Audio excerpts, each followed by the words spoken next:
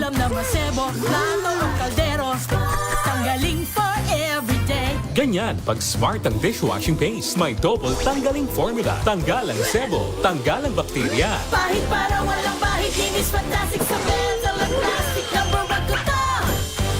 Tanggaling-galing mo, smart dishwashing paste. ACS. Sa lahat ng bagay, simula pa lang, siguraduhing max protection na. Kasi pag kulang ang proteksyon, baka madaling masira. Sa ngipin, dapat may max protection din. Max sa halaga ng unique toothpaste. With Max Protect Formula, help stop cavities before they start, while keeping breath fresh. Try unique maximum fluoride protection. Para max alaga, max protektado. ACS. Wow, ang saya. Isang barangay na labada, puro mancha pa. Goodbye, pahinga. Mommy, isang laba lang yan sa Pride Bar Blue. May powerful stain-away enzymes na malupit sa dumit mancha. At di masakit sa kamay. Isang laba lang yan. Hello, pahinga. Hello, Pride Bar Blue. ACS. May nagbago. May arte. May budget. Akala nyo lang yon. So solid. White rose papaya, wow, white rose. White rose papaya, wow, white rose. White rose papaya. May glow up with a white rose papaya. White Rose Papaya. May puti power times 2 kasi may papaya at niacinamide. May shea butter and tea tree oil pa. Kutis sulit ang glow May up. glow up with a white rose papaya. White Rose Papaya. Kutis sulit ang glow up. ACS. Hello, Washi! Laundry day na naman! Yay! Anong meron? Mancha ng chocolate, putik, may libag pa. Kaya natin yan! With Pride Washing Machine Detergent, may triple stain-away formula. Tanggal ang makapit, madikit, at malupit na dumit mancha. Kaya easy-easy ang labada. Mula noon hanggang ngayon. All you need is pride. All you need is pride. ACS. Jiggy Manikad po. Bilang isang broadcaster, mahalaga sa akin ang tamang impormasyon. Sa lahat ng bagay, kahit sa food supplement, mapanuri ako. Kaya dito ako sa subok ng MX3 capsule. Ito'y may alpha, beta at gamma mangosteen. Para sa akin, sigurado ako sa MX3 capsule. Dito ako believe. Mahalagang paalala, ang MX3 capsule ay hindi gamot at hindi dapat gamiting panggamot sa anumang uri ng sakit. Maulan man, no worries na amoy kulob ang damit. Charm, Fab, Con, bangong kumakabloom. Tanggal amoy kulob sa bango ng charm. Kaya gamit ko, Charm Fabcon with Bloom Fresh Technology. Kills 99.9% of kulob-causing bacteria. May aroma burst pa of thousands of flowers and berries. Ang sampay sa loob, no amoy kulob. Bangong kumakabloom sa charm. Charm Fabcon. ACS.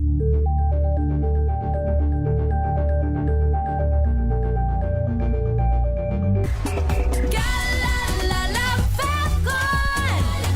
Galalala Fabcon. Ang bango ng sampayan. Tara na magsayawan. Calafabcon, amoy nakaka-joyful.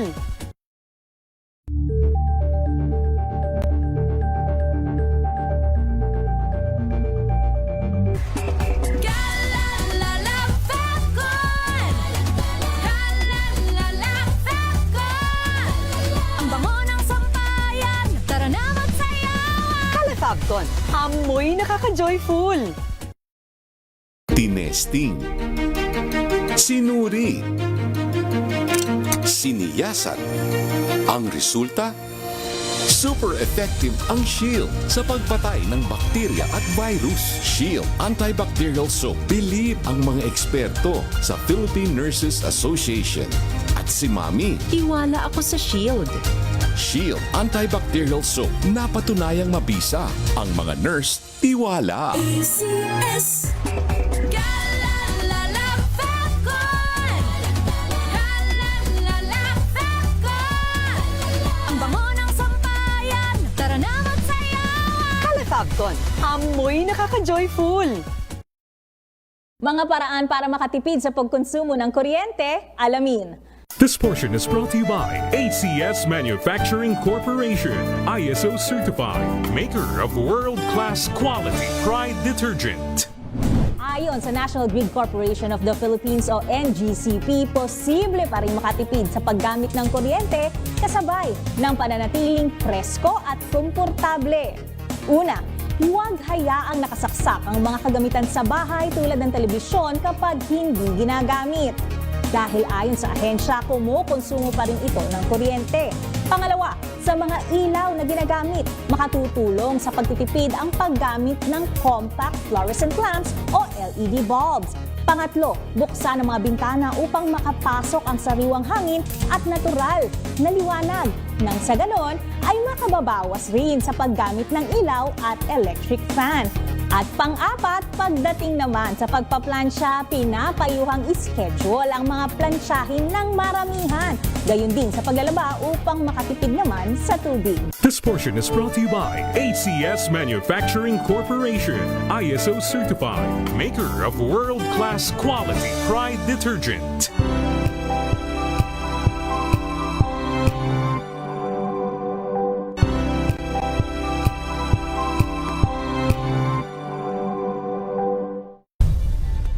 Nagsimula sa pangarap hanggang sa maabot ang tagumpay.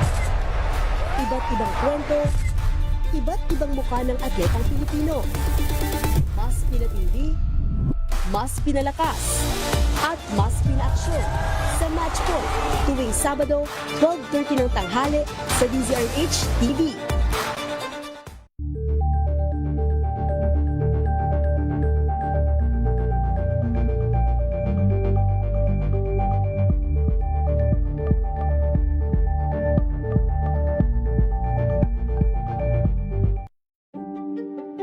Buklatin ang mga pahina. Kauna-unahan sa Pilipinas. Manila Broadcasting Company. DZRH. Member, kapisanan ng mga broadcaster ng Pilipinas. Oras sa birthday boys, Kambal, Bishop Buddy Ballesteros at Monsignor Manny Ballesteros, alas 4:08. Uy! Nakapag-break ka na ba? Nakapag-relax ka na ba? Saan ka man nagtatrabaho, mapa-opisina man o work from home o mula mismo sa pwesto, sasabayan namin ang break time mo. Sasabayan namin ng mga balita at komentaryo, mga panayam ng mga taong viral ngayon. DZRH Break Time! RH Break Time!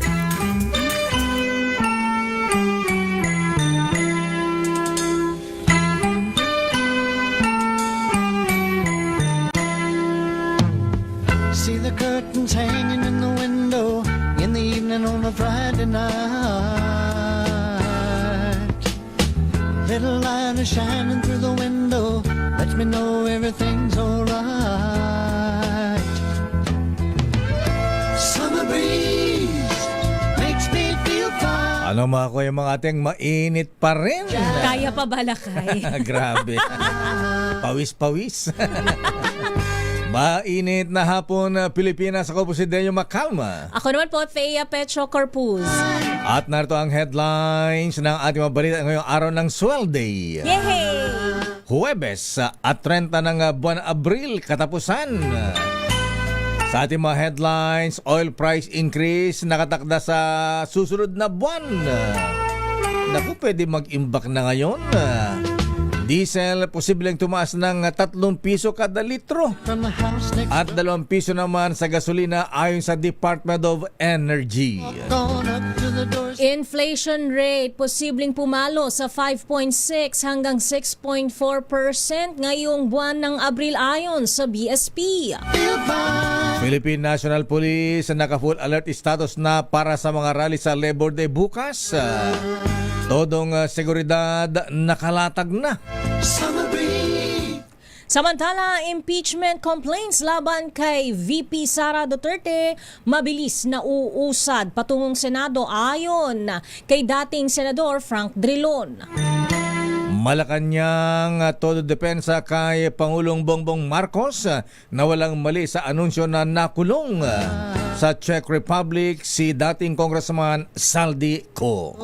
Let me know everything. Curly Discaya nagpa-ospital para magpa-opera, pinayagang manatili sa ospital ng 7 araw. Feel fine.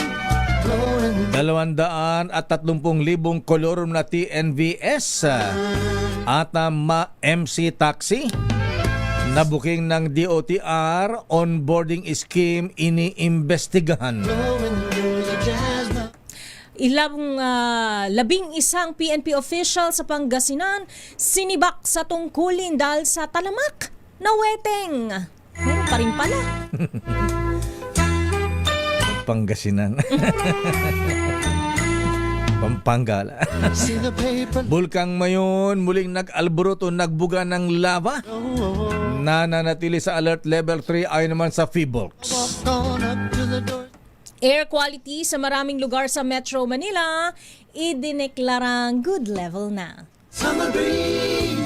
At ngayon sa detalye at balita, nagbabadyang tumaas na naman ang presyo ng petroleum products sa pagpasok ng buwan ng Mayo.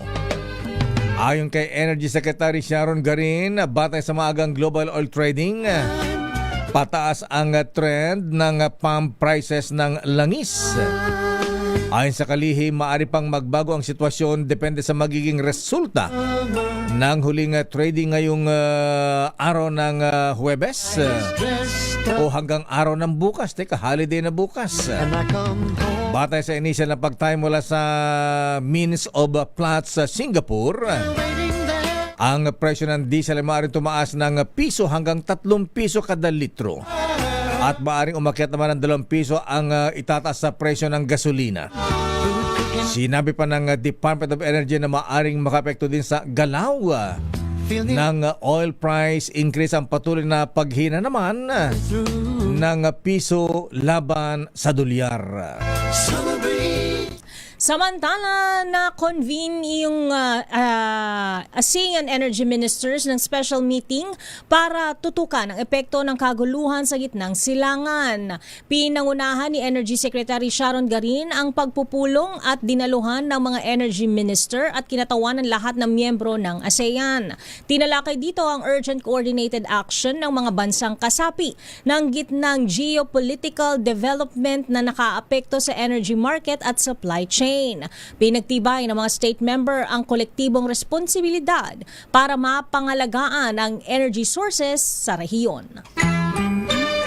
Samantala, tinataya naman ng Bangko Sentral ng Pilipinas na bibilis pa ang inflation rate sa bansa ngayong buwan ng Abril. Tapos na tayo. Ayon sa forecast, posible may tala sa 5.6 hanggang 6.4%. Ang inflation na mas mabilis ng 4.1% noong buwan ng Marso. Ang pagsipa ng inflation ay iniugnay sa global oil crisis na lumikha ng domino effect sa halaga ng pagkain tulad ng bigas, isda at karne. Gayon din ang pagtaas ng singil sa kuryente at ang pagbagsak naman ng piso kontra dolyar. Samantala, opisyal na inflation figures ay nakatakda ipalabas ng Philippine Statistics Authority sa Mayo 5. Ang inflation ay siyang tumutukoy sa bilis ng pagtaas ng presyo ng mga basic commodities at mga services sa bansa. Samantala, isinagad ng Philippine National Police ang full alert na pinatutupad nitong seguridad kaugnay ng araw ng paggawa bukas Mayo 1. Paliwanag ni PNP spokesperson Police Brigadier General Randolph Tuanyo, ito'y para sa mas madaling deployment ng mga dagdag na tauhan sakaling kailanganin. Ipinagutos ni PNP Chief Police General Jose Melencio Nartates Jr. ang hakbang upang makansela ang mga leave ng lahat ng National Support Units bago bago ang inaasahang mga kilos protesta sa Labor Day. Dito sa Metro Manila, 3 grupo ang nag-apply ng permit para magdaos ng programa sa 5 lokasyon. Sa UP Diliman, Rotonda, tanggapan ng DSWD at ilang eskwelahan at palengke sa Quezon City at Maynila. Wala naman umanong namataang banta ang PNP dahilan ng desisyong baguhin ang security plan sa pinakamataas na alerto. Narito ang bahagi ng pahayag ni Police Brigadier General Randolph Tuanyo. Sinabi po ng GPNP na mas mahigit na po na gawin from heightened to full alert para po sa sakaling kinakailangan ay mas marami tayong kalusuin at mahigit po kung kinakailangan. Nananatili po na wala po sekret na natatanggap ang Philippine National Police. Magkagayon pa man ay tuloy pa rin ang monitoring po natin just in case po na kinakailangan po. Pinatitiyak naman ni Pangulong Ferdinand Bongbong Marcos Jr. sa Department of Energy na walang mararanasang brownout o blackout sa off-grid island sa gitna ng global oil crisis ngayong summer season. Ayon kay Energy Secretary Sharon Garin, pinatitiyak din ng Pangulo na hindi dapat tumaas ang singil sa kuryente. Nagtutulungan niya ang Department of Energy at Philippine National Oil Company kasama na ang NAPOCOR, Energy Regulatory Commission at National Electrification Administration para matugunan at matiyak ang sapat na supply ng kuryente. Sabi pa ni Secretary Garin, isinusulong nila ang paggamit ng PNOC purchase oil upang mabigyan ng discounted rates ang mga oil-fired power plants. Lain din ito na matiyak ang sapat na supply ng fuel sa mga lugar na hindi konektado sa grid. Samantala, higit 4,000 barangay sa Eastern Visayas ang tumanggap na ng tig 200,000 pisong tulong pinansyal mula sa national government. Sa ilalim ito ng Bawat Bayan Makikinabang program ng administrasyon kung saan ang 100,000 piso ay para sa scholarship ng 5 estudyante bawat barangay at ang kalahati ay para sa pagpapahusay ng seguridad at serbisyo ng barangay. Ayon kay Pangulong Ferdinand Marcos Jr., gusto niya pang dagdagan ang naturang pondo. Kaya naman, kung magiging matagumpayan niya ang implementasyon ng programa ay makaaasa ang mga lokal na pamahalaan na tataasan pa ang alokasyon sa susunod na taon. Narito ang pahayag ng Pangulo. Pag naging matagumpay itong ating sinimulan, if this becomes a success, if it is run well, if you run it well, you will be running this program, not the national government. If it is run well, asahan ninyo, ang next budget dadagdagan natin sa susunod na taon.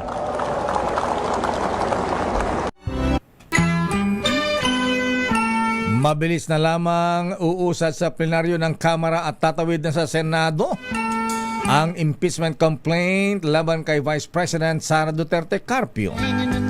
Ayon naman kay dating Senate President Franklin Drilon, ng butuhan sa Justice Committee ng bakit hindi na rin dumalo ang Vice Presidente sa pagdinig.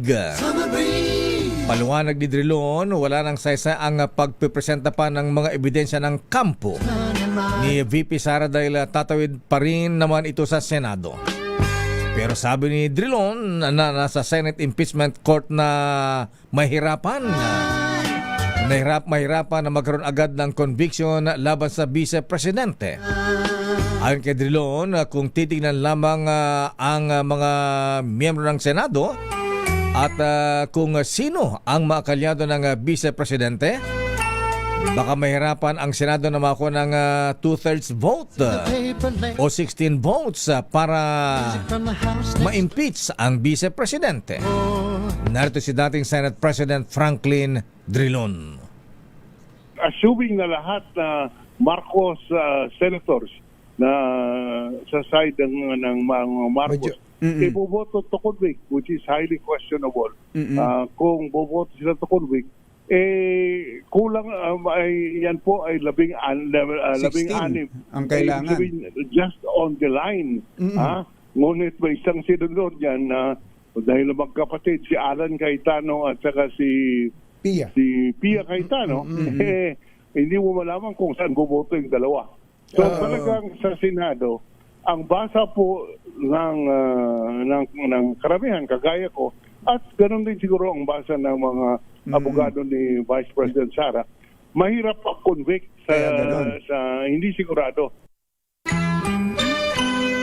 Samantala, nagpatawag si Senate President Vicente Tito Soto III ng All Senators Caucus kaninang tanghali upang pag-usapan ang agenda sa isang buwan nilang sesyon mula May 4 hanggang June 5. Ayon kay Soto, kabilang din sa kanilang napag-usapan ay ang gagawin nilang preparasyon sakaling ma-transmit sa kanila ang Articles of Impeachment laban kay VP Sara Duterte. Aminado ito na lahat ng pag-uusap nila tungkol sa impeachment ay speculative dahil hindi pa transmit sa kanila ang Articles of Impeachment at hawak pa ng House Committee on Justice. Narito ang bahagi ng pahayag ni Tito Sen.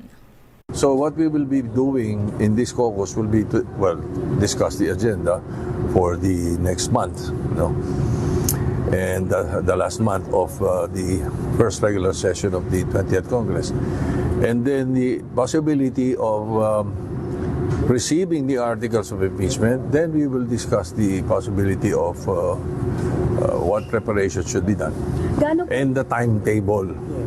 Yun ang crucial eh. As of now, the crucial is timetable. So again, everything will rely on whether the articles of impeachment will be transmitted to us or not. Mariin namang itinanggi ng kampo ni Vice President Sara Duterte Carpio na binabaliwala nila ang impeachment complaints laban sa kanya. Sa katunayan ay bumuna ng defense team ang Vice Presidente dahil alam niyang seryoso ang usapin at nais siyang patunayan sa taong bayan na wala siyang kasalanan. Sa panayam ng damdaming bayan, sinabi ni Attorney Michael Powa, spokesperson ng defense team ni VP Sara, na ang hindi pagdalo sa hearing ni VP Sara ay dahil meron silang constitutional objection sa mga ginagawa ng House Justice Committee. Paliwanag pa ni Attorney Powa, ang pagdalo ng Vice Presidente kahapon sa isang exhibit sa Laguna ay habang sinasagawa ang impeachment proceedings ay bahagi ng kanyang trabaho bilang Vice Presidente. Narito si Attorney Michael Powa. We disagree po, no? Itong impeachment, kaya nga siya nagbuo ng legal team to defenders because alam niyang seryoso to at gusto niya talagang ipakita sa taong bayan na wala siyang pagkakasala. Ngayon naman po, pagdating po sa pag hindi attend sa committee, I think we've been consistent. It's because we have serious constitutional objections doon sa mga ginaganap sa committee, doon sa the way na nakakalap yung mga allegedly mga pieces of evidence. So ang VP naman po, hindi ko nga maintindihan, wala naman pong masama sa ginawa niya dahil yung ginawa naman po niya kahapon ay parte ng kanyang trabaho bilang Vice Presidente. Hindi po pwede tumigil ang trabaho ng Vice Presidente dahil lang po may mga ganitong aligasyon laban sa kanya. Samantala, nanindigan ang Malacanang na no error at tama ang anunsyo nito tungkol sa pagkakadetine ni dating Congressman Zaldico sa Czech Republic. Ayon kay Palace Press Officer Claire Castro, kinumpirma mismo ng Charge d'Affaires ng Czech Republic kay Pangulong Ferdinand Marcos Jr. na na-detain si Ko. Matatandaang nagtungo sa Czech ang ilang opisyal ng bansa para maiuwi sa Pilipinas ang dating mambabatas, ngunit hindi na ito inabutan matapos na i-release mula sa kanilang kustodiya. Dinala na sa isang ospital ang kontratistang si Pacifico Carly Discaya para operahan ang kanyang balikat. Sakay ng ambulansya ng Senado at ma-escort mula sa PNP Motorcycle Riders, inilabas na si Discaya kanina umaga mula sa kanyang detention facility sa Senado. Ayon kay Senate Secretary, dating Congressman Mark Leandro Dong Mendoza, pinayagan ng liderato ng Senado na manatili ang kontratista sa ospital ng hanggang 7 araw.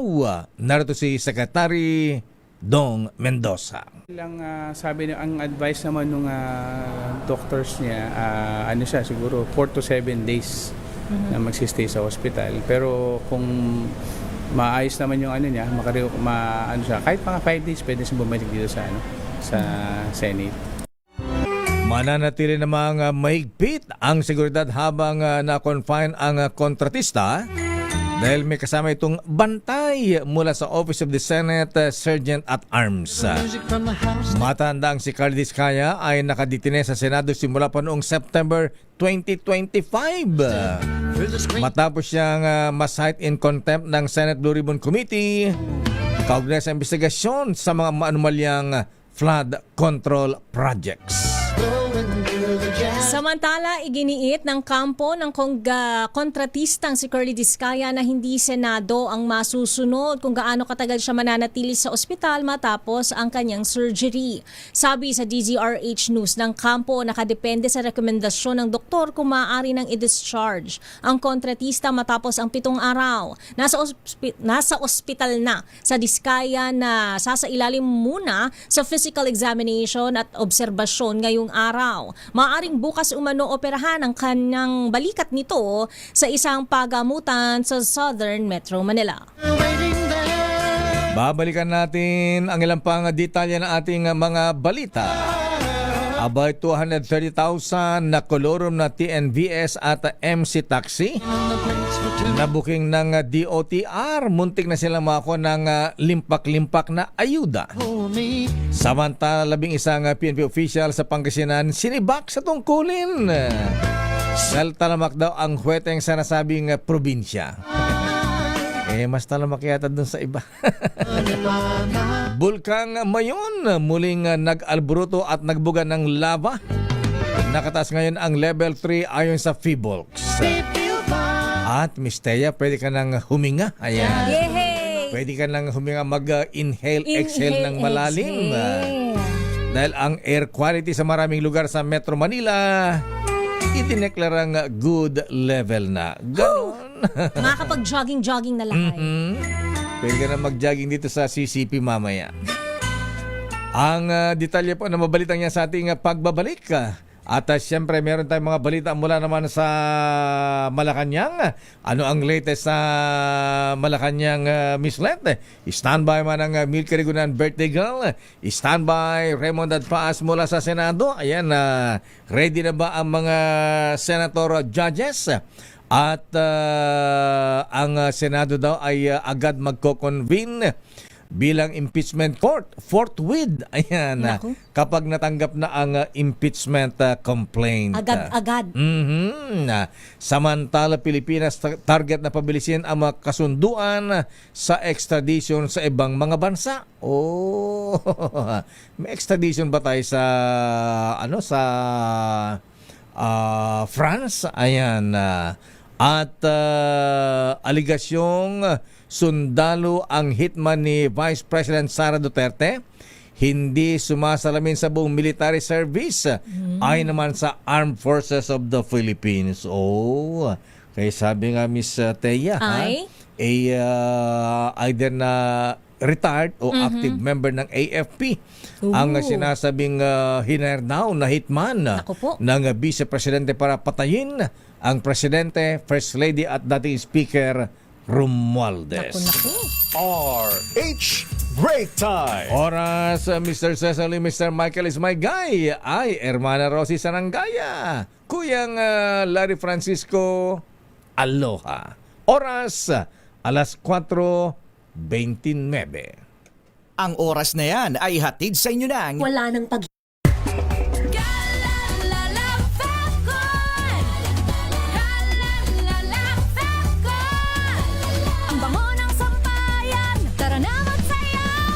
Fabcon, amoy nakaka-joyful! Sa puso ng kalikasan, natatangi ang prutas ng mangosteen. Ito ay nagtataglay ng antioxidant compounds na alpha, beta at gamma mangosteen. Ang MX3 capsule ay isang food supplement na gawa sa natural na mangosteen. Ito ay tested and proven to help avoid knee joint pain discomfort para iwas-iwas sa sakit with long-term supplementation 2 capsules daily. MX3 capsule, tunay, natural at original. Mahalagang paalala, ang MX3 capsule ay hindi gamot at hindi dapat gamiting panggamot sa anumang uri ng sakit.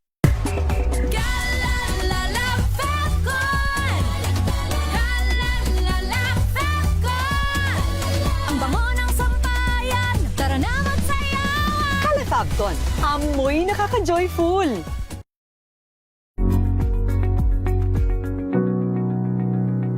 This portion is brought to you by ACS Manufacturing Corporation, ISO certified, maker of world-class quality Pride detergent.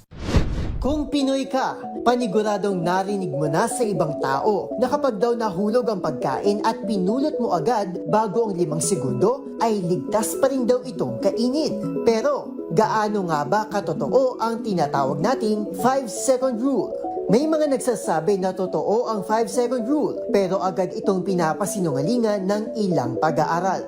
Ayon sa pag-aaral ng Rutgers, ang paglipat ng bakterya sa isang pagkain na nahulog ay may bilis lamang na less than a second hanggang 1 segundo. Ganito rin ang lumalabas sa isang research ng isang estudyante sa University of Illinois, kung saan maraming germs agad ang lumipat sa pagkain matapos nitong mahulog sa sahig.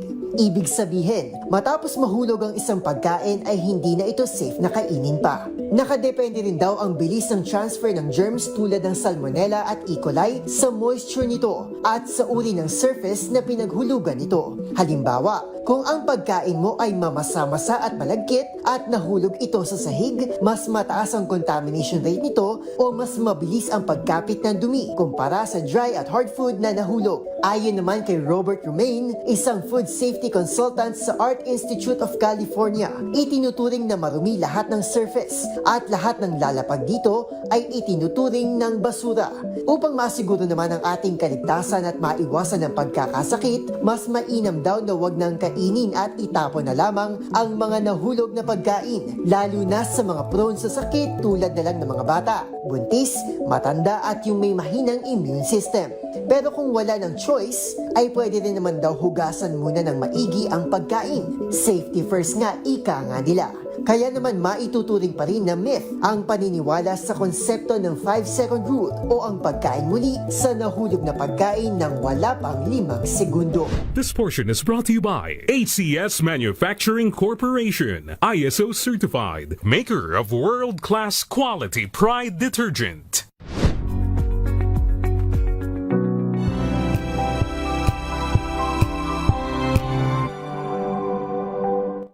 Maulan man, no worries na amoy kulob ang damit. Charm Fabcon, bangong kumakabloom, tanggal amoy kulob sa bango ng Charm. Kaya gamit ko, Charm Fabcon with Bloom Fresh technology. Kills 99.9% of kulob-causing bacteria.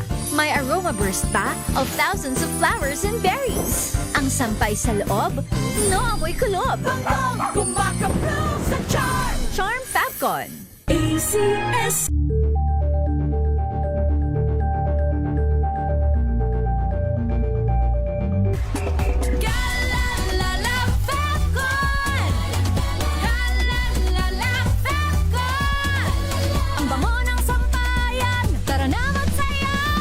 Fabcon, amoy nakaka-joyful!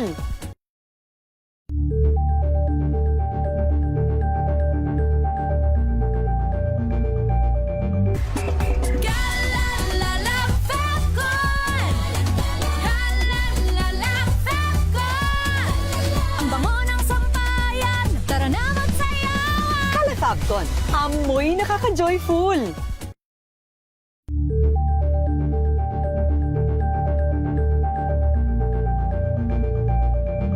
Hello, Washi! Laundry day na naman! Yay! Anong meron? Mancha ng chocolate, putik, may libag pa! Kaya natin yan!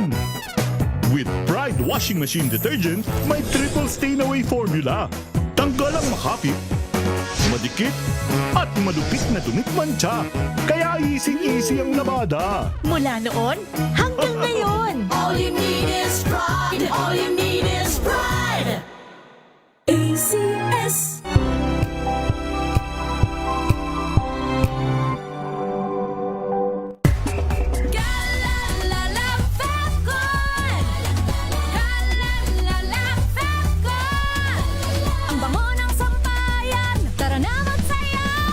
Fabcon, amoy nakaka-joyful!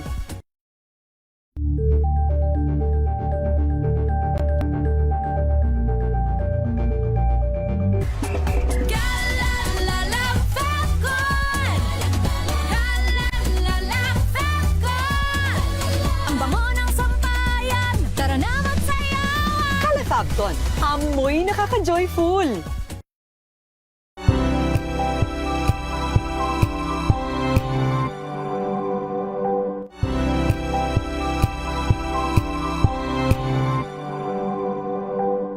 Abangan this Saturday.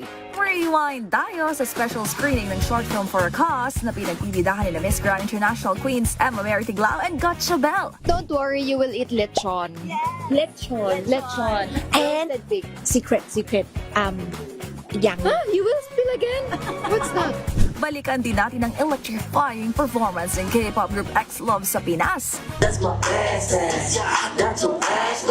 I done did something, stay the hell up on my best ass. At kilig vibes natin ng Thai Jill stars DK Nor sa Pinoy Chowders.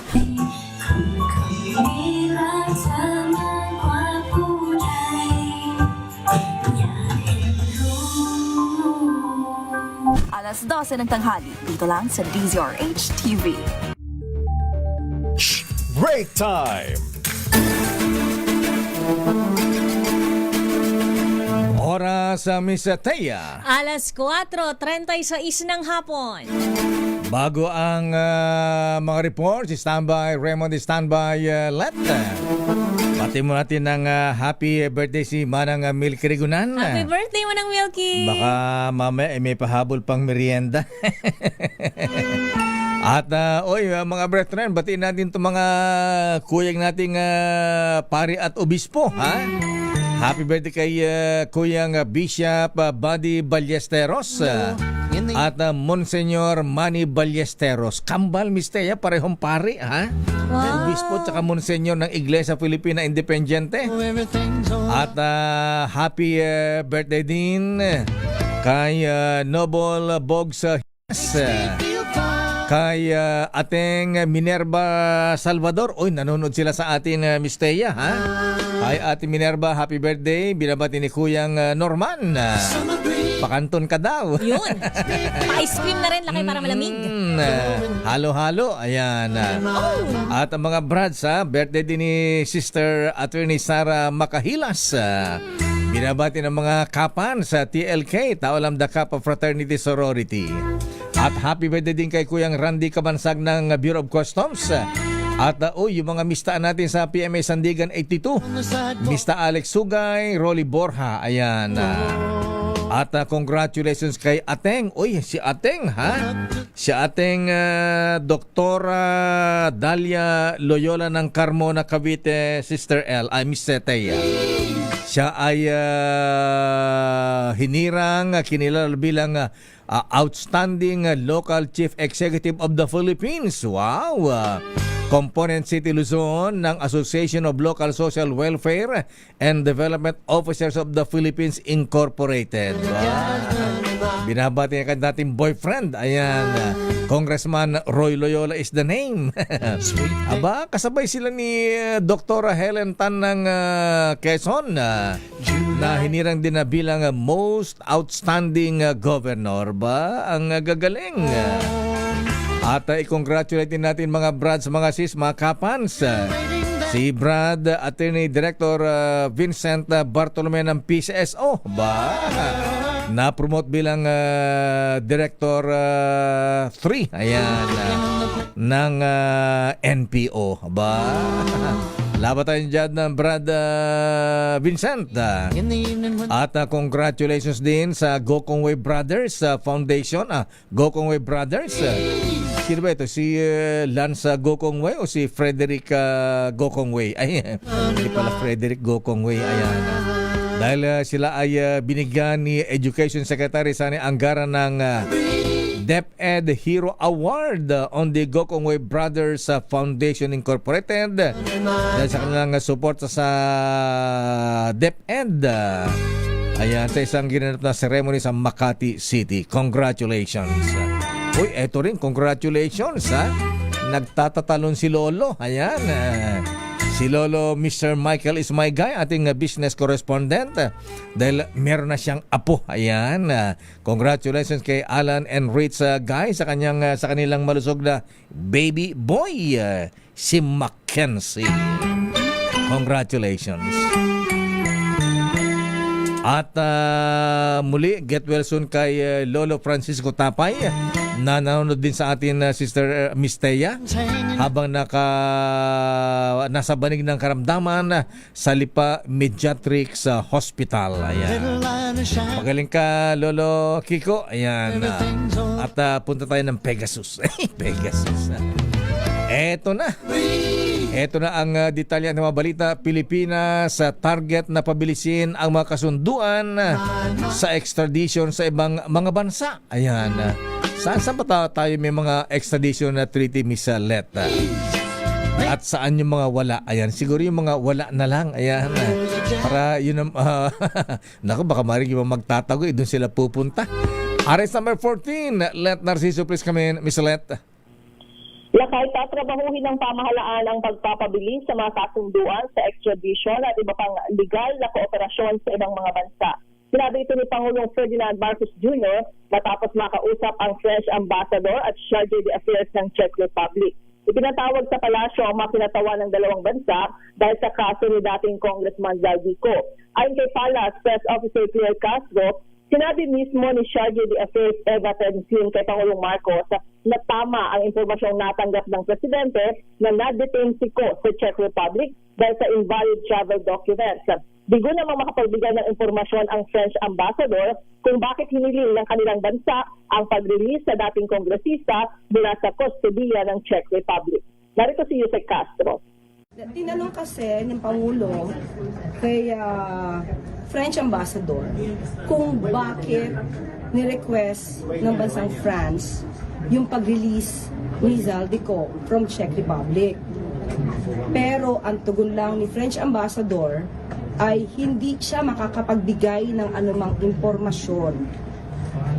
So, iginagalang to ng Pangulo, although sinabi nga ng Pangulo na very unsatisfactory, disappointed siya, at hinihiling pa rin niya na kung pwede pa makatulong ang bansa nila na makapagbigay ng additional information dahil nga nawala na kami ng anumang impormasyon. At si Palace Press Officer Pierre Castro. Miss Let, wala ba tayong extradition treaty sa France at Czech Republic? Wala, Lakay. Base dun sa nakita ko ay 14 na bansa yung mayroon tayong extradition treaty at ang mayroon sa Lakay sa Switzerland. Switzerland. Batay ito dun. Kaya iniiwasan pala nila doon, Lakay. Switzerland meron. Oo, Lakay. Yan. 14 yung nakalagay dito eh. Australia, Canada, China, Hong Kong, India, Indonesia, Korea, Micronesia, Russia, Spain, Switzerland, Thailand, UK at US.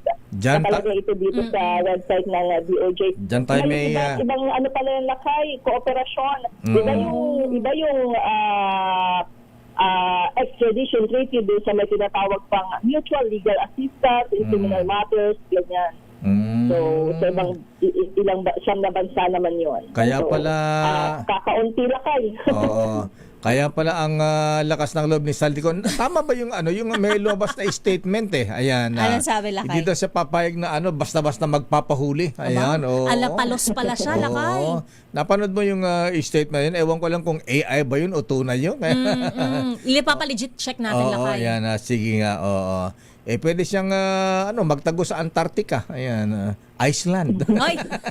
Total ba naman na sa number 14, Lakay? Okay, so anong chance na mapauwi ngayon si Zaldico? Once na may application ka ng o mabigyan ka ng political asylum, na hindi ka na magagano ng bansang pinanggalingan mo, ang bansang tutugi sa iyo, Miss Let. Oo, Lakay, kaya nga mukhang ang magagawa nila sa ngayon ay yung kooperasyon. Ayan, sa pagsisikap ng pamahalaan na mapauwi si Zaldico. So, yun yung kooperasyon dun sa mga bansa sa Europa. Kaya lang, sabi mo, walang assurance yung dalawang lady diplomats na bisita ni Presidente sa Malacanang. Oo.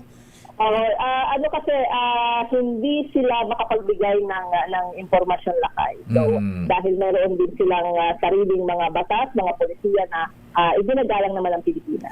Sabi ng bubit kong military attaché sa Europe, ganya daw kahigpit sa Europe dahil matindi ang kanilang paggalang sa human rights. Yun Ayan, lakay mukhang gano'n na nga. Kaya lang, hindi naman issue ng politika ito issue ng corruption.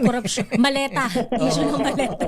Krimen ito, hindi naman political offense o kaya difference in political opinion o kaya political dissent, mga ganyan.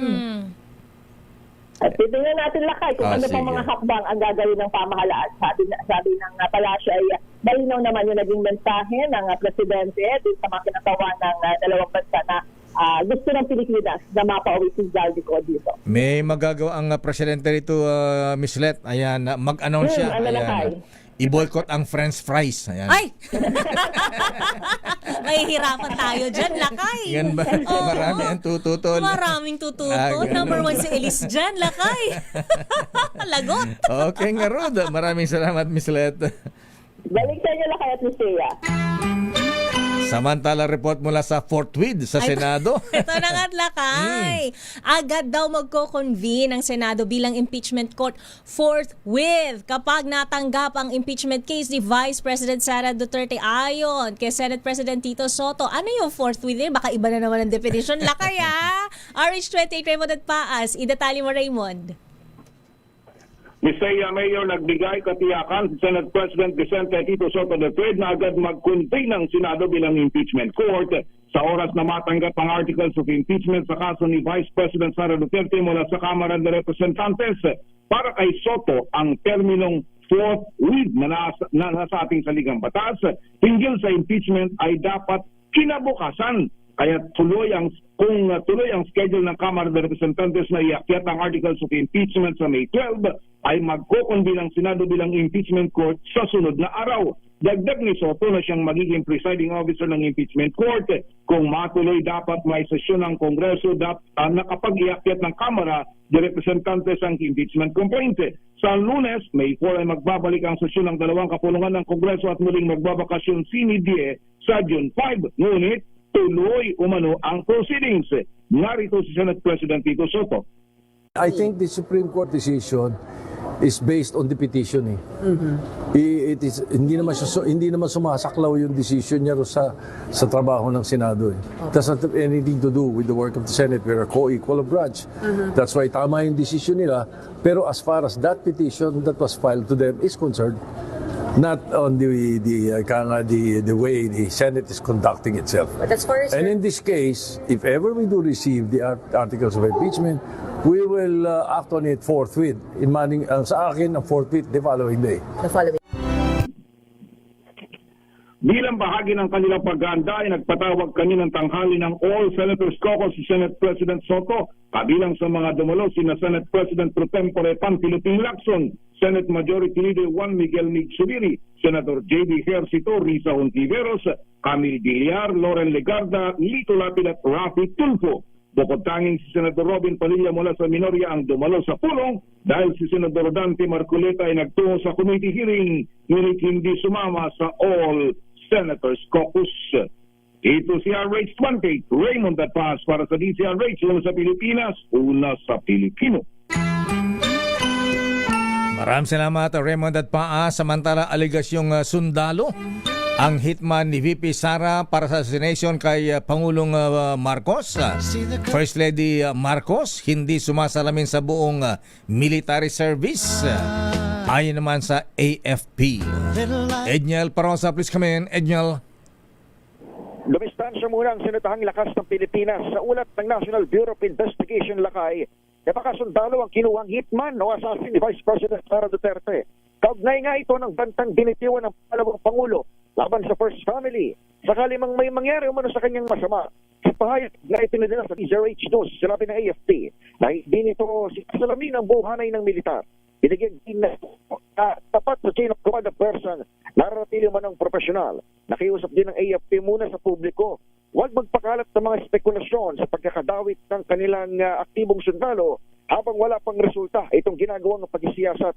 Laon na rito, nilusaw ng AFP ang Vice Presidential Security and Protection Group o VPSPG noong nakarang taon. Paliwanag noon ng Camp Aguinaldo, hindi tinanggalan ng security details si VP Sara kundi ni-reorganize lamang at isinailalim sa bagong AFP Security and Protection Group o ngayon ASPG na. Ako si Edniel Parrosa, DZRH. Una sa Pilipinas, una sa Pilipino. Maraming salamat, Edniel. Samantala, NCRPO magpapakalat ng mahigit 14,000 personnel. Tiniyak ang seguridad sa Labor Day. I-detail mo balitang yan, RH27, Noche Kakas, Noche. Miss Thea Talakay, mahigit 14 na PNP personnel ang ipapakalat ng National Capital Region Police Office para magbabantay sa buong selebrasyon ng Labor Day May 1, 2026 sa kabuuan ng 14,166 na mga tauhan. 2,000 na dito ay augment na police habang ang iba ay mula sa NCRPO na i-deploy sa mga strategic places sa Metro Manila. Kabilang sa mga ito, ayon kay NCRPO spokesperson na Major Hazel Asilo, ay mga contingent ng Civil Disturbance Management, mga operating units sa hakbang kontra terorismo, traffic management team, Emergency Response Unit at iba pang mahalagang parte ng seguridad. Ayon pa kay Asido, pinalakas rin ang lateral coordination sa mga partner law enforcement agencies sa pagtugon sa security. Pinaalalahanan ni NCRPO Chief Major General Anthony Aberin ang publiko na agad i-report ang anumang kahina-hinalang aktibidad sa 911 o sa pinakamalapit na pulisya. Hinihimok rin ni Aberin ang publiko na sasali sa mga demonstrasyon na manatiling hydrated at mag-ingat laban sa mga sakit na may kaugnayan sa mainit na panahon. RH27, Nochikakas DCRH, una sa Pilipinas, una sa Pilipino. Maraming salamat, Noche Kakas. Muchas gracias. Hoy, batiin natin yung mga listeners at viewers natin sa Butuan City, Miss Thea. Hello po. Ayan, lalo yung si birthday girl, si ating Henelita Bugawan. Binabati ni Kuyang Lieutenant Tony Bugawan mula sa Butuan Lodge sa number 299. Aba, ating Henelita, ha? Alaba tayo dyan. Samantala, mga pamilya ng biktima ng namatay sa mga shooting sa Canada noong February, nagsampa ng kaso laban sa A1 company na AI, ayan. AI company na ChatGPT. Ala, bakit? Humanoid robot na kayang kumanta gamit ang AI. Nagpakitang gilas naman sa isang concert sa Hong Kong. Ayan. Pero po napanood, robot nanalo sa marathon. Ayan. Mga nagsasayaw lakay na robot, bilis. magaling din eh. Ganun ba? Oo. Parang sayo ni Manang Milky, kala ko robot eh. James Galanga, please come in. James James. Nawala si James. Di sa sports tayo, Mr. Sampa ng kaso ang pamilya ng mga biktima laban sa AI chatbot at ChatGPT matapos ang naganap na mass shooting noong Pebrero. Ito'y matapos akusahan ng kumpanya na alam na umano nito 8 buwan pa bago ang pag-atake ng suspect nang gamitin itong nasabing platform at hindi binalaan ng mga otoridad. 7 violence-related cases ang isinampa ng mga pamilya sa San Francisco Federal Court at aabot sa halos $1 trillion ang magiging kabuuang danyos. Ngunit giit naman ng kumpanya, may mga safety features naman ng ChatGPT tulad ng pagtukoy sa distress, pag-uugnay sa mental health support at mas mahigpit na pagsusuri sa mga banta at paulit-ulit na paglabag. At sa iba pang balita, sa mundo pa rin ng teknolohiya, mas lala pang umuusbong ang paglaganap ng mga ito at ng artificial intelligence o AI. Ito'y matapos magpamangha ang humanoid robot na si Sofia nang kumanta sa isang AI team concert sa Hong Kong na may kasama pang live orchestra. Ayon kay Johnny Poon, arts conductor at dean ng creative ng HKBU, dahil dito ay mas nabibigyan palalo ng mas malalim na pag-unawa ang publiko sa kakayahan ng mga robot, kabilang na ang pag-angkop sa talino at pagiging malikhain ng tao. At yan naman nakalap nating balita mula sa bitbang panig ng mundo. Ito si James Galagi ng DZRH TV, una sa Pilipinas, una sa Pilipino. Okay lang, basta sa maganda. Ayan, huwag sa masama. Huwag sa gamitin ng mapinsala. AI. Correct. Sports, Miss Thea. Gilas Women 3x3 nasungkit ang silver sa Asian Beach Games. Idetalye mo balitang yan, Millie Borja. Nauwi sa silver medal ang kampanya ng Gilas Pilipinas Women 3x3 matapos matalo sa host na China with 13-21 score sa finals ng 3x3 basketball ng Asian Beach Games 2026 noong Miyerkules. Maagang naipit ang Gilas Women laban sa mas matatangkad na kupunan ng China na pinangunahan ni Heng Yu-yang at Feng Yi-sun. Nalagay agad sa alanganin ng Pilipinas with 5-11 bago sinubukang bumawi ni Mika Cacho at Kay Pingol. Gamit ang bilis, patuloy na umatake sa loob ang dalawa, katuwang sina Tantoy Ferrer at Gabby Bade. Naging dikit pa ang laban ng makalapit sa 4 na puntos ang Gilas matapos ang end 1 play ni Bade sa huling bahagi ng laro. Gayunman, hindi na napigilan ng Gilas ang China hanggang sa tuluyang maubos ang kanilang lakas sa dulo. Nanguna si Cacho na may 5 puntos habang nagdagdag si Ferrer ng 4. Tig-2 puntos naman sina Pingol at Bade. Ang silver medal ang pinakamagandang pagtatapos ng Gilas Women sa torneo mula nang huli silang mag-podium finish noong 2012 kung saan nakakuha sila ng bronze. Samantala, nabigo namang makasungkit ng medalya ang Gilas Pilipinas Men 3x3 matapos matalo rin sa China with 13-21 final score sa bronze medal match. Hindi na naulit ng men's team ang panalo nila laban sa China sa group stage. Kahit pa naging competitive ang kanilang kampanya, binubuo ni na Jeff Manday, Nick Cabanyero, Jello Crisostomo at Aldo Storculas ang kupunan. Matatandaang natalo rin ang Gilas Men sa Iran sa eliminations at sa Thailand sa semifinals bago tuloy ang napigilan ng China sa laban para sa bronze. Ito si Millie Borja ng DZRH TV, una sa Pilipinas, una sa Pilipino. Maraming salamat, Millie Borja sa Showbiz, Miss Thea. Heaven Peralejo at Aura Brigela may palibreng gasolina at groceries sa mga jeepney driver. Driver din ako Pwede ba tayo dyan? O nga lang, makipila tayo. Idetalye mo balitang yan, Angelica Cosme. Tila talagang heaven sent o hulog ng langit ang aktres na si Heaven Peralejo para sa 150 jeepney drivers na kanyang pinagkalooban ng libreng gasolina. Ang pasada for a cause, inilunsad ng aktres sa tulong ng kanilang fans ni Marco Gallio na Marvin Royals. Ito'y sa gitna pa rin ng patuloy na pagtaas ng presyo ng langis at iba pang bilihin. Ang bawat syuper nakatanggap ng 500 pesos na halaga ng gasolina. Sa huli, nagpaabot ito ng pasalamat sa walang sawang pag-arangkada at paghahatid ng serbisyo sa kalsada ng mga tsuper. Samantala kung si Heaven libreng gasolina, ang komedyanteng si Aura Brigela na mahagi naman ng grocery packs para sa mga jeepney driver. Sa video na in-upload ni Aura, makikitang tulong-tulong sila ng kanyang mga kaibigan sa pagpapak ng ipamimigay. Nag-thank you rin ito sa lahat ng mga naging bahagi ng kanilang donation drive para maisakatuparan ang pagtulong. Magunita na bukod kina Heaven at Aura, kabilang din ang mga aktres na sina Kim Chu, Kailin Alcantara at TikTok star na si Archie Larga sa mga nagpaabot ng tulong sa mga driver na higit na apektado ng krisis sa langis. Ito po ang inyong showbiz angel ng DZRH TV, una sa Pilipinas, una sa Pilipino. Ang galing. Maraming salamat, Angelica Cosme. Sana lahat ng mga artista, ganun. Oo, magtipon-tipon ng pot money lakay, diba? At ayon sa ating business correspondent, Mr. Michael Ismaygay. How much lakay? Nagsara ang palitan sa dolyar, Miss Thea, 61 pesos and 48 centavos per dollar. Ay, mas malakas ngayon. Kasi kahapon 61.56. Ayan. Bumaba ng 8 centavos. Bumawi-bawi lakay. Bumawi-bawi. At yan nakabuhan natin palatuntunang break time. Ako po si Deo Macalma. Ako ron po, Thea Petro Corpus.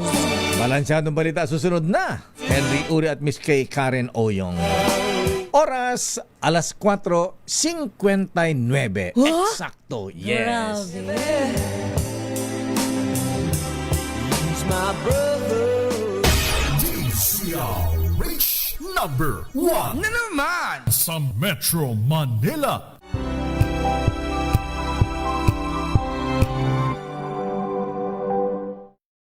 Got you covered.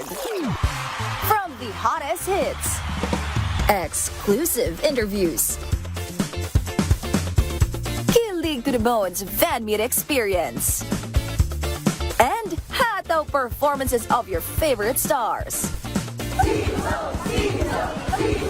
Saturdays, 12 noon, dito lang sa DZRH TV.